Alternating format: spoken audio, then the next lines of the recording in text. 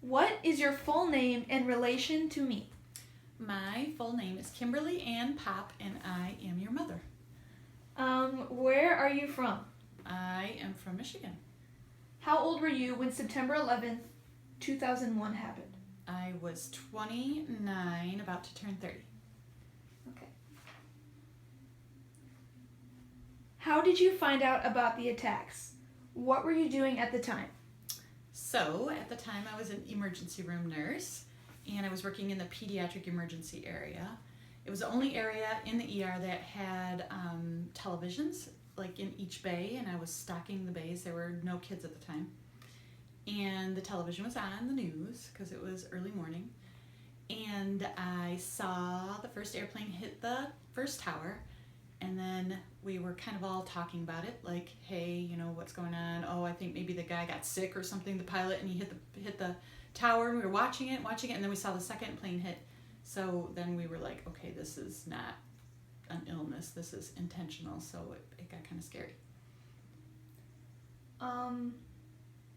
Were you afraid for your safety or the safety of your family? And what actions did you take? Well, at the time I was pregnant with you, so I wasn't really afraid for my family.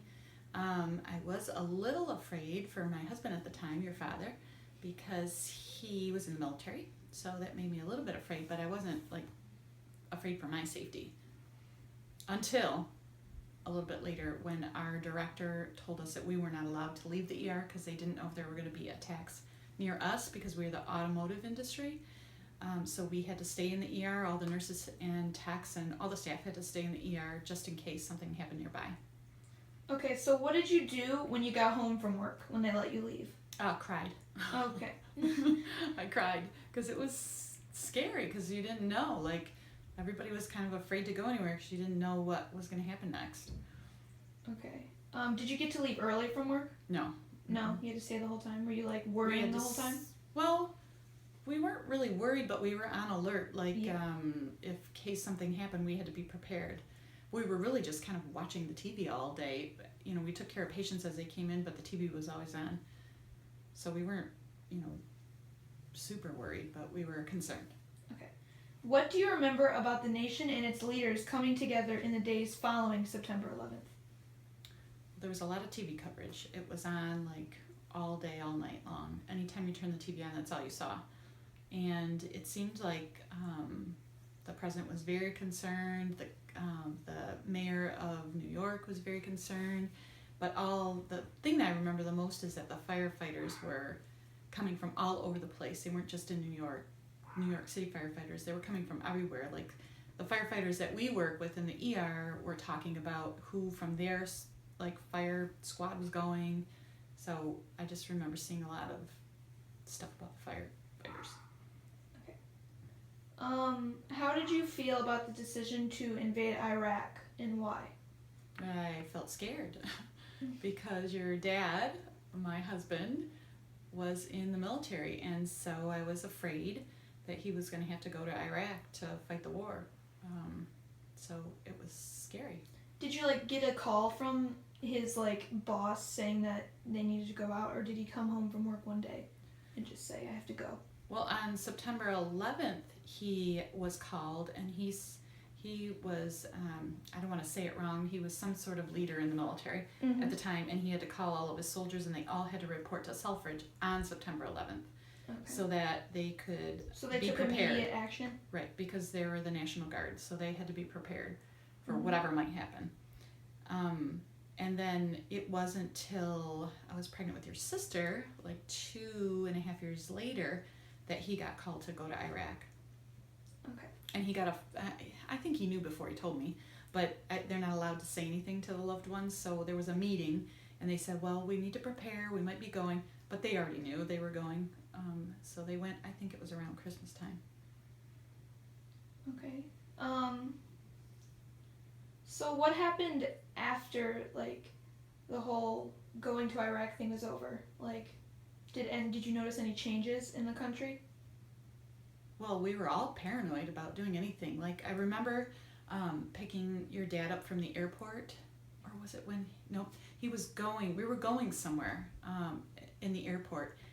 we were flying somewhere. I don't remember. I want to say we were going on a vacation or something after he had gotten back from Iraq. And we were standing in line, and I remember seeing this guy with this backpack, and he left the backpack there, and then he like walked away. And so everybody's just paranoid. So, we had to go tell somebody, and every little thing that people did that was, you wouldn't normally notice, people just noticed all those things. It was a little different, a little scarier. There was more security everywhere, though. Okay, so because of the paranoia, everyone, like, security got tighter? Yes. Oh, especially at the airport. Okay, anywhere else? Just the airports? Well, security was a little tighter in the ER, too. Okay. They had to make sure that people weren't coming in with anything strange, weapons or whatever. How has 9/11 changed you? Well, every year it's kind of sad. I get a little sentimental.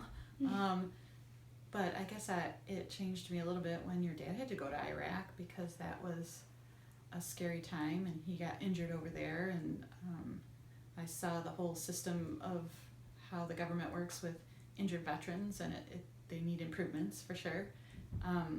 But I think it just makes me more aware, for sure. Like, wherever we go, whatever we do, we have to be aware of our surroundings and report things that are abnormal.